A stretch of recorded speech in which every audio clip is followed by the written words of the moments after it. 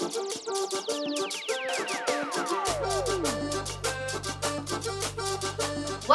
to Sativo Saturday. Hi, my name's Sonny, and I'm going to make a Mexican Mule for you right now. 3/4 ounce of fresh lime juice. 3/4 ounce of ginger syrup that we make in-house, made from fresh ginger root.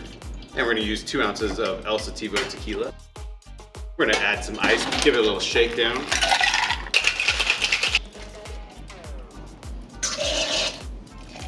And we're going to go ahead and double fine strain this.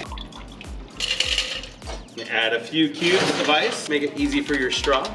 And some jewel ice. Mint. A little bit of flour for some garnish. Here we are, Mexican Mule. Enjoy.